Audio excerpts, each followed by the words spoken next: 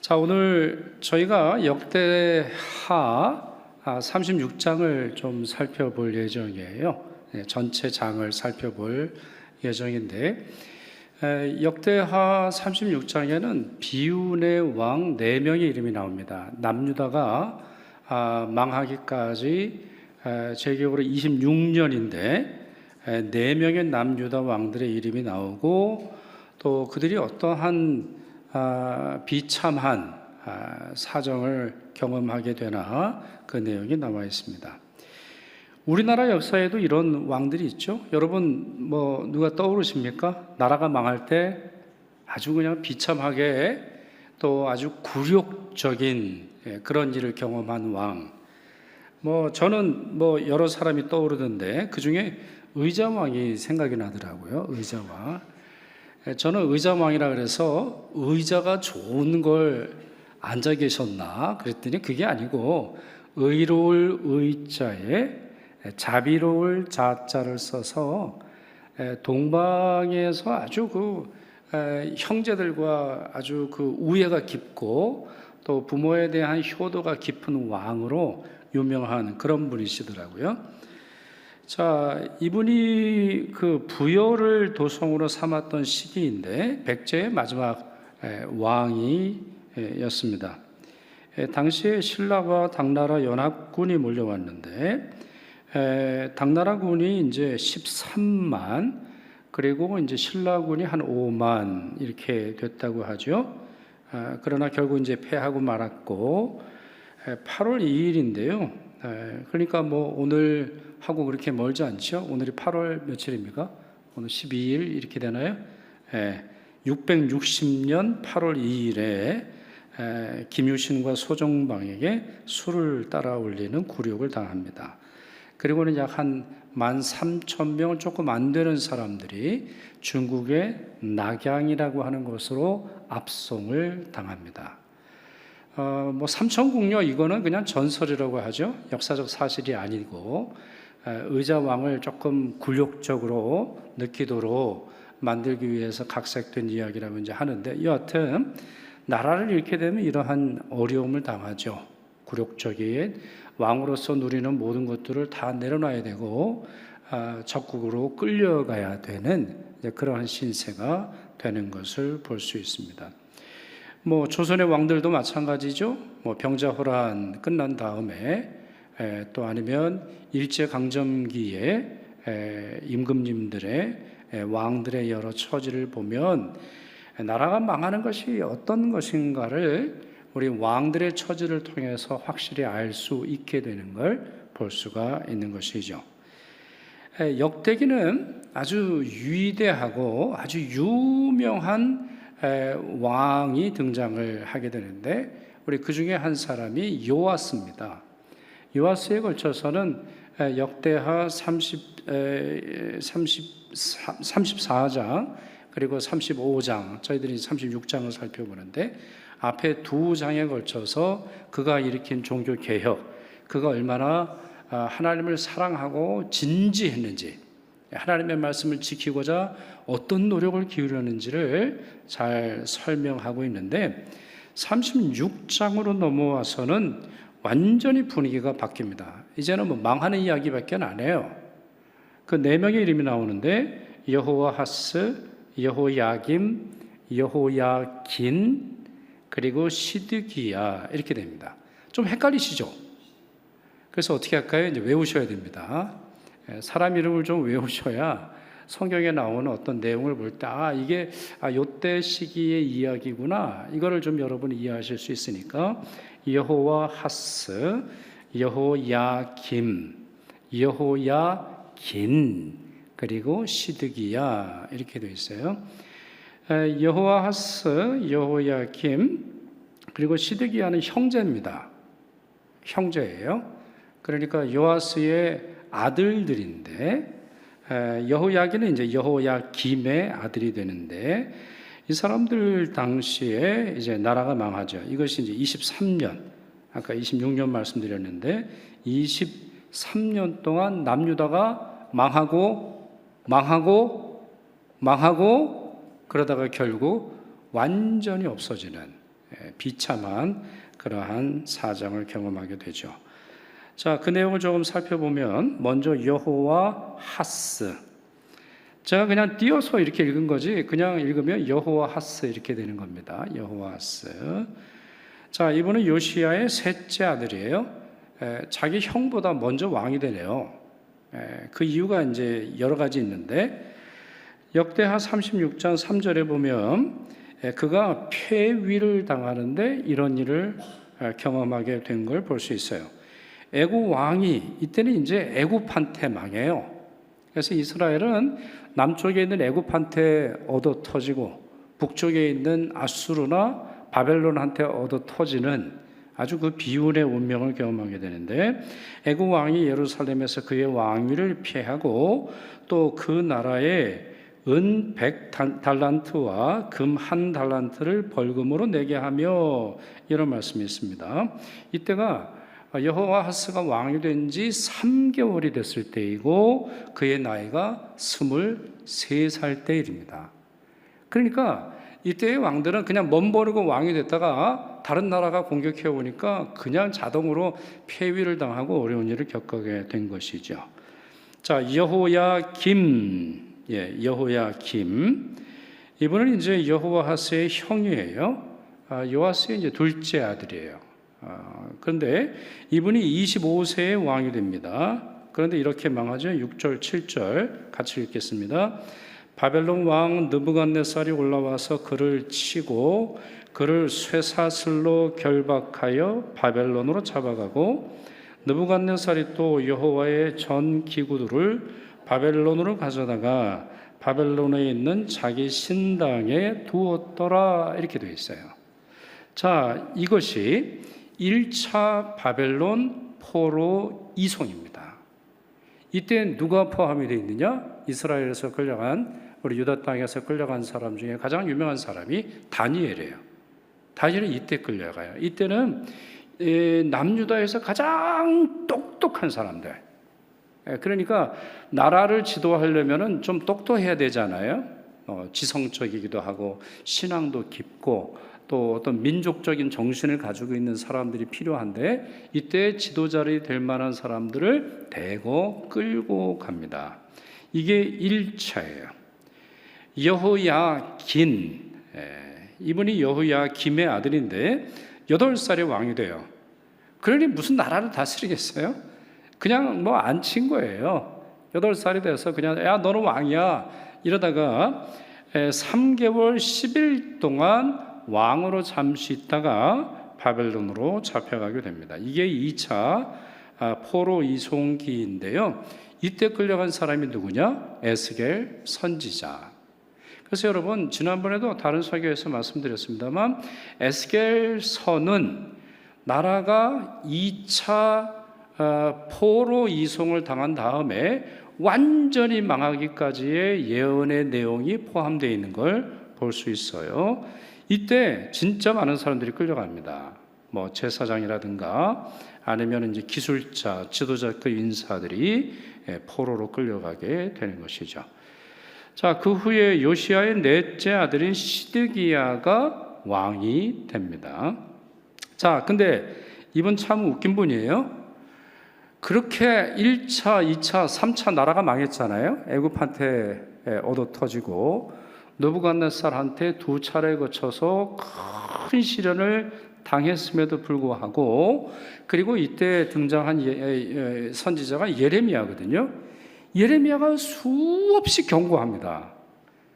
왕이시여 이러다가 망합니다. 진짜 큰일 납니다.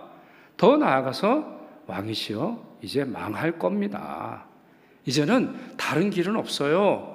이제는 망하는 것 외에는 다른 것이 없으니 바벨론으로 항복하시고 미래를 꿈꾸십시오. 그렇게 훈계를 했음에도 불구하고 듣질 않아요.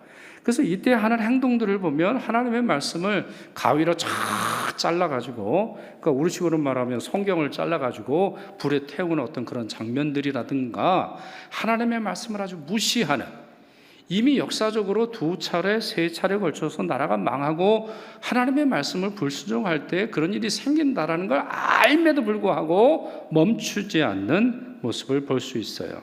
겸손하지 않아요. 결국 두 눈이 뽑히죠. 이 왕은 이제 두 눈이 뽑혀요. 왜냐하면은 바벨론의 입장에서도 야, 너는 가만히 두면 안 되겠다 해서 이제 두 눈을 뽑고 쇠사슬에 매인 채로 바벨론으로 끌려갑니다. 그뿐만 아니라 이때 예루살렘이 이제 폐허가 돼요. 완전히 망해요.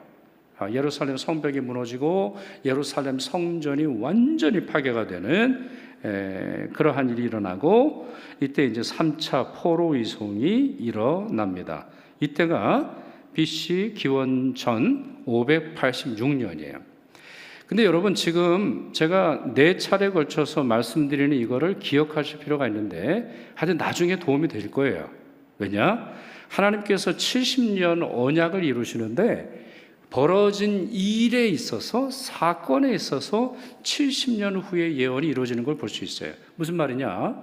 성전이 무너진 때로부터 70년, 1차 포로로부터 70년 이렇게 각각의 사건을 하나님은 70년 회복의 기간을 정하셔서 그 약속을 온전히 이루시는 걸 볼 수 있어요.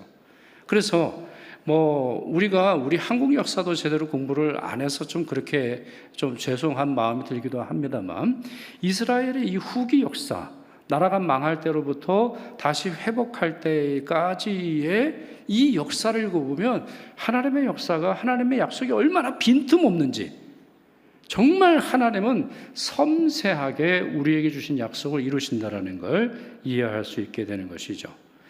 자, 17절부터 20절까지 시드기야 왕이 어떠한 처지에 빠지게 되나. 자, 이때는 좀 말씀이 길어요. 앞에 있는 왕들에 비해서. 자, 이 말씀 우리 같이 읽겠습니다.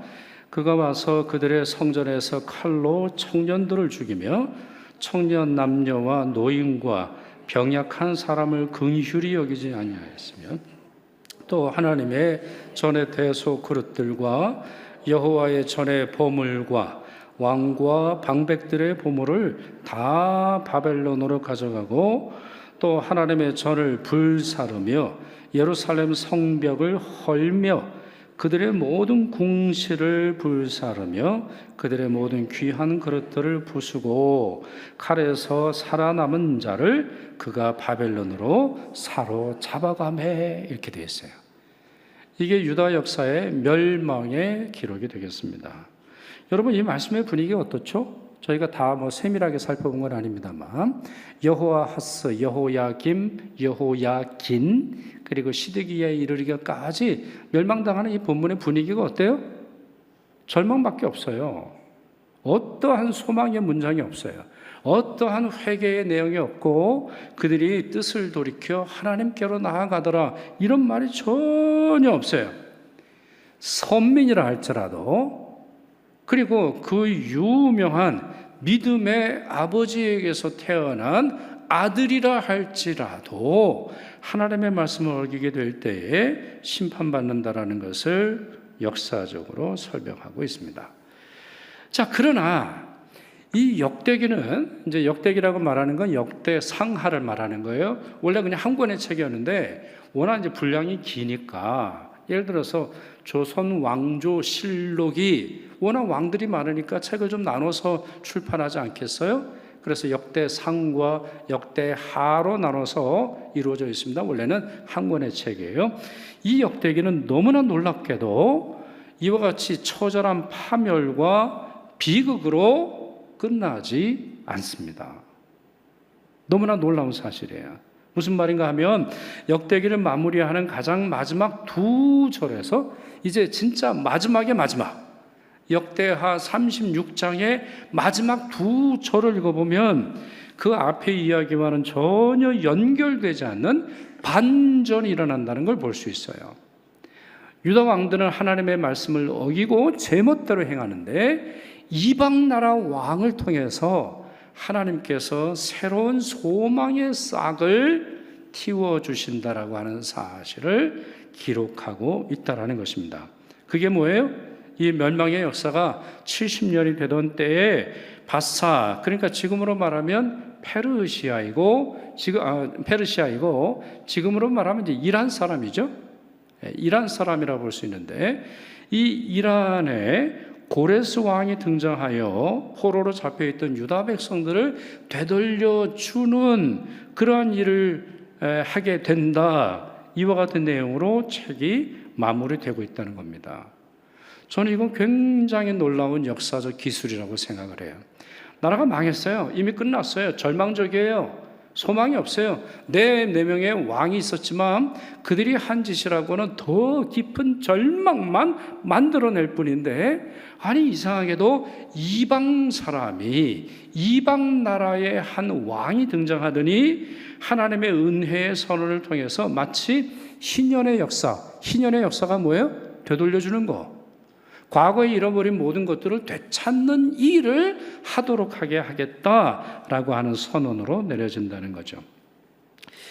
이 내용은 성경 외적 자료에서도 증명이 됩니다. 그러니까 성경에 있는 역사 사실뿐만 아니라 고고학적으로도 이것이 사실이라는 것이 밝혀졌어요. 그게 어느 때냐? 1879년이에요. 그 전까지는 어떻게 생각했냐면, 야, 말도 안 돼. 남유다가 망했는데 왜 페르시아 왕이 유다 사람들 되돌려 보내?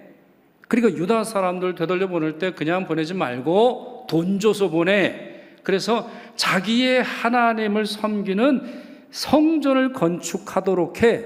이게 말이나 되냐? 말이나 돼요, 여러분? 말이 안 되는 거예요. 페르시아는 어마어마한 제국이에요. 거기에 비해서 남유다는 정말 시골 촌동네에 지나지 않는 곳이라고 할 수 있는데, 아니 남의 나라와 왕이 망해버린 민족, 그것도 1, 2년이 지난 게 아닌데도 바벨론에 의해서 멸망당하고 그 다음에 세워진 이 페르시아 왕이 그 일을 되돌려준다라고 하는 사실을 믿지 않았어요. 그런데 1879년에 굉장한 유물이 발견이 됩니다. 당시에 대형 박물관의 후원으로 호르무즈드 라삼이라고 하는 분이, 여러분 호르무즈 하면 뭐가 떠오르시죠? 요즘에 호르무즈 해협 떠오르지 않으세요? 아이고 빨리 와야 될 텐데. 거기 보면 뉴스에 보면 아직도 뭐 유조선이나 여러 화물선이 있는데 그게 호르무즈 해협 아니에요? 근데 이 고고학자 이름이 뭐냐면 호르무즈드 이렇게 돼 있어요. 그러니까 아마 거기 어디 사람인가 봐요. 라삼이라고 하는 분이 진흙으로 된 원통형 유물을 발견을 해요. 그러니까 이 유물이 어떻게 생겼냐면 이제 사람 팔뚝만 같은 건데, 팔뚝처럼 이렇게 돼 있는 건데 이렇게 원통으로 돼 있어요.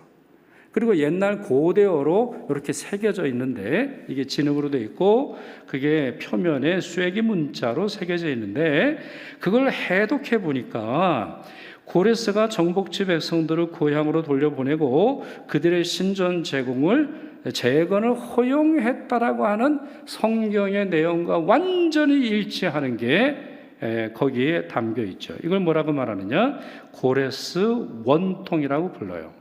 영어로는 키로스 실린더 이렇게 부르는데, 이 유물이 현재 런던의 대형 박물관에 소장되어 있다고 합니다. 무슨 말이에요? 역대하의 기록이 역사적 사실이라는 거예요. 사실이라는 거예요. 단순히 공상과학 이야기가 아니라 하나님께서 하신 일이라는 게 우리 일반 역사가를 통해서도 증명이 된다는 거예요. 근데 여러분, 더 놀라운 사실이 있다는 거 아세요? 이 고레스라고 하는 사람의 이름은 고레스가 태어나기 약 150년 전에 활동을 했던 이사야서에 등장을 해요. 이사야서는 한참 전 사람이거든요.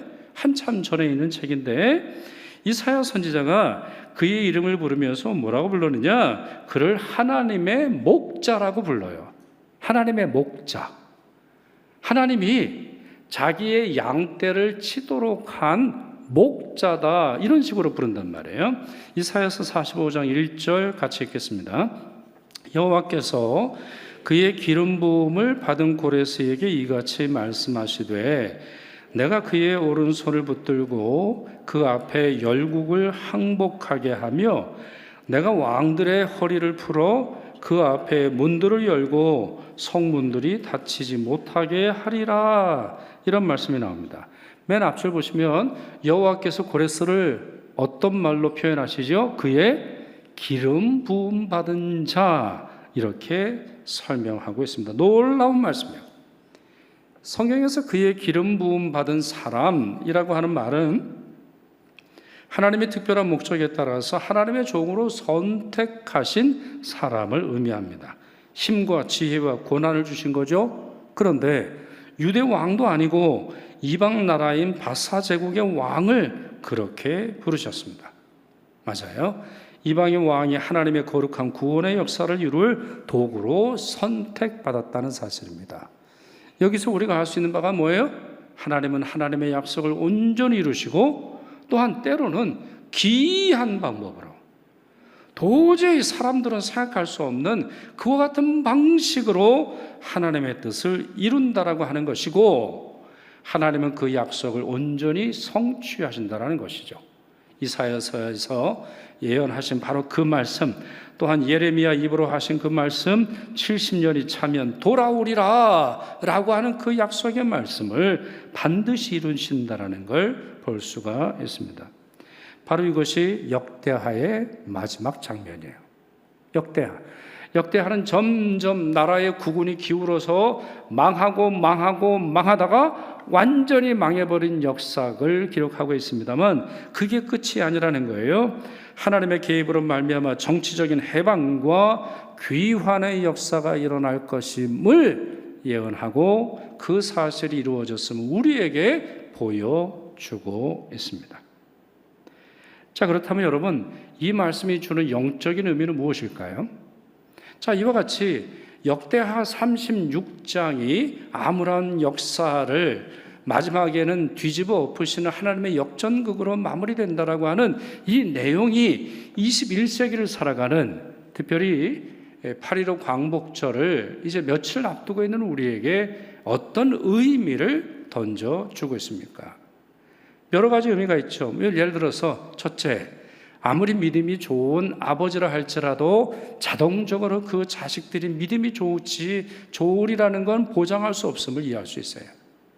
아니, 어떻게 요아스와 같은 그런 위대한 왕의 아들들이 나라를 어떻게 그렇게 다스릴 수 있을까요?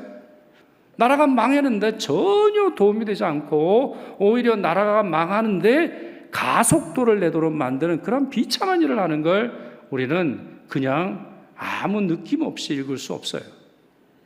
또한 하나님은 하나님의 약속을 온전히 이루신다는 것을 볼 수 있는데, 특별히 8.15 광복의 역사를 대비해서 읽어보면 우리 민족의 역사가 하나님의 섭리라고 하는 것을 이해할 수 있습니다.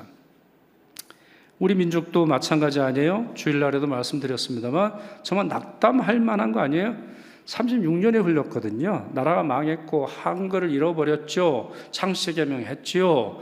사람들은 점점 과거의 조선이라고 하는 나라의 이름조차 까먹을 정도로 어려운 일을 겪어가고 있었는데, 하나님께서 하루아침에 광복의 은혜를 주셨어요. 하루아침에. 사실 여러분, 다른 나라를 가보시면, 유럽의 나라를 가보시면 승전일이 있어요. 승전일. 그렇죠? 우리 유럽에 가보면 1차 대전 승전일, 2차 대전 승전일, 빅토리. 그러니까 싸워서 이긴 날이다. 이래서 많은 경우 이제 프랑스 파리에서 그 행사를 진행하는 걸 볼 수 있는데, 한국에는 승전일이 없어요. 여러분 그렇잖아요? 우리에게 승전일이 있어요? 우리에게 있긴 있어요. 예를 들자면 우리 임진왜란 때 이순신 장군이 해전을 벌여서 전투를 벌여서 승리한 건 있어요. 우리 옆에 있는 행주산성 여러분 가보셨나요? 그 조금 좀 그 역사적으로 좀 잘못된 건데, 여러분 행주산성이 왜 행주산성이죠?